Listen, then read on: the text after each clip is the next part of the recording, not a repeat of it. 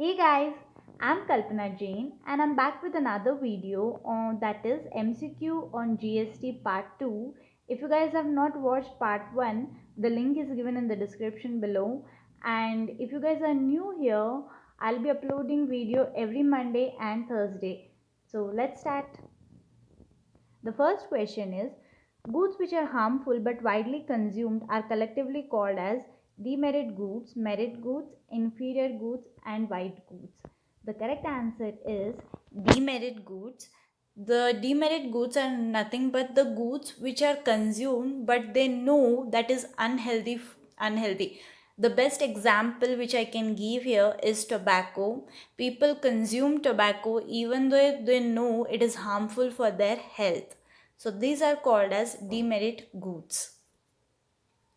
The second question is, GST number does not include option A PAN, option B state code, option C Aadhaar number, option D alphabet Z. So the GST number is nothing but GST identification number, and it includes PAN card number, it includes your state code, it includes alphabet Z, it includes entity code, it includes check code, but it does not include Aadhaar number. If you guys don't know what is GSTIN, which is GST identification number, and if you are not aware of it, I have made a separate video on it, which is GST identification number is nothing but it is a 15-digit number. And if you guys want to know about it in detail, then the link for the same is given in the description below. The third question is, a laptop is supplied receiving rupees 30,000 and a mobile worth rupees 20,000, then what is the value of supply? Here I want to say here value of supply is nothing but value of supply मतलब जो goods या product हम बेचते हैं उसकी value क्या है उसे फाइंड आउट करना है. कभी कभी हम एक्सचेंज ऑफर्स में भी बेच लेते हैं, तो उन सबको भी मिला के आपको पता लगाना है कि वैल्यू ऑफ सप्लाई क्या होता है. लैपटॉप को is supplied receiving rupees 30,000 rupees तो उसने पैसे दिए हैं और एक 20,000 का वर्थ मोबाइल दिया है. तो हमने टोटल कितना दिया है दुकानदार को? 50,000 रुपये. तो इस 50,000 रुपये पर ही आपको टैक्स लगेंगे. So this answer is 50,000 rupees. So the next question is, this is a very interesting and most of the people get confused in time of supply. So I have made a topic here, question here. Mr. Kumar sold goods worth rupees 40,000 to Mr. Lalu on 2nd August 2017. Same day invoice was made, but the payment was received on 2nd October 2017. What is the time of supply? Time of supply का मतलब होता है जिस दिन आप supply कर रहे हो उस दिन का टाइम, मतलब उस दिन की डेट. ये क्यों जानना ज़रूरी है? ये इसलिए जानना ज़रूरी है कि जब अभी आप किसी रजिस्टर्ड पर्सन को टाइम ऑफ सप्लाई हो पता होगा तो उसे ये भी पता चल जाएगा कि मेरे ड्यू डेट क्या है, टैक्सेस पेमेंट करने की ड्यू डेट क्या है करके. फॉर एग्ज़ाम्पल, अगर आज मेरा टाइम ऑफ सप्लाई है तो मुझे आज से लेके कितने दिनों के अंदर due date of payment of tax क्या है करके पता चल जाएगा. So in short, nothing but time of supply is nothing but the time or the date on which the supply has been made.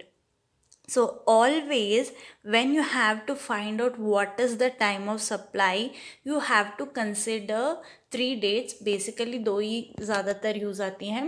The 2 dates are when invoice is written and when the payment is been received, or the last date of writing invoice. So this, let's consider this, I'll be explaining in the next video. So the main two points are the when the invoice has been made and when the payment has been received. You have to consider only these two. Here, if you see in this question, on 2nd August 2017, invoice was written and the payment, see if you can see, the payment was received on 2nd October 2017. If you see, in this whichever is earlier का मतलब होता है कि इन दोनों dates में सबसे पहला date जो आएगा वही आपका टाइम ऑफ सप्लाई होगा. मतलब यहाँ पे इनवॉइस डेट है 2 अगस्त और पेमेंट डेट है 2 अक्टूबर. सो इन दोनों में विचएवर इज अर्लियर क्या हुआ, 2 अगस्त हुआ. So hence your time of supply is 2 अगस्त. यहाँ से आपको ड्यू डेट कैलकुलेट करके टैक्सेस पेमेंट करने का टाइम हो जाएगा. यहाँ से आपको ड्यू डेट मिल जाएगा. So the next question is, ये जो मैंने यहाँ पे 4th क्वेश्चन दिया है उसी की तरह ये 5th क्वेश्चन भी है, पर मैंने यहाँ पे थोड़ा कंफ्यूजिंग वे में दिया है ताकि आपको अगर कॉम्प्लिकेटेड हो तो भी समझ में आ जाए. तो मैं अगर ये कॉम्प्लिकेटेड है फिर भी मैं इसे ईजी मेथड में समझा देती हूँ आपको. Mr. C sold goods worth ₹30,000 to Mr. D on 5th August 2017. देखिए यहाँ पे क्या दिया है, गुड्स को सोल्ड किया हुआ है. पर I have to tell you, जब भी आप टाइम ऑफ सप्लाई कैलकुलेट करें you have to consider only two dates. That is the first one is invoice date and the second one is the payment date and whichever is earlier. इन दोनों date में कोई earlier date ही consider करना है. So when the goods has been sold, that is not important for us. Which was sent, मतलब goods बेचा उस दिन गया था, नेक्स्ट दिन उसे भेजा गया था. And the invoice date, see here, this is very important. Invoice date was 15th August 2017. जैसे कि मैंने बोला कि आपको सिर्फ इन्वॉइस और पेमेंट डेट इन दोनों को कंपैरिजन करना है. इन दोनों को कंपैरिजन में जो भी first whichever is earlier आएगा वो आपका आंसर होगा. And the goods were been received which is goods mister D ने कब रिसीव किया है वो दिया गया है, वो हमारे लिए इम्पोर्टेंट नहीं है. और यहाँ पर आप देख सकते हैं इस क्वेश्चन में इंटरेस्टिंग फैक्ट ये है कि यहाँ पे पेमेंट डेट दी ही नहीं गई है. मतलब यहाँ पे ये बता रहे हैं कि अभी पेमेंट हुआ है या नहीं हुआ है पता नहीं है. मतलब कभी कभी होता है ना कि पेमेंट लेट हो जाती है, पेमेंट्स कभी कभी आप बहुत दिनों के बाद बायर देता है, तो ऐसा भी हो सकता है. तो यहाँ पे पेमेंट डेट नहीं दी गई है तो इनवॉइस डेट ही आपका आंसर होगा. So when ever the payment that is not given you can consider the date of invoice as your time of supply, and the invoice date here is 15th August 2017. Hence the time of supply is 15th August 2017. Hope you have understood this questions, and till then please do like, share and subscribe to the channel, and thank you.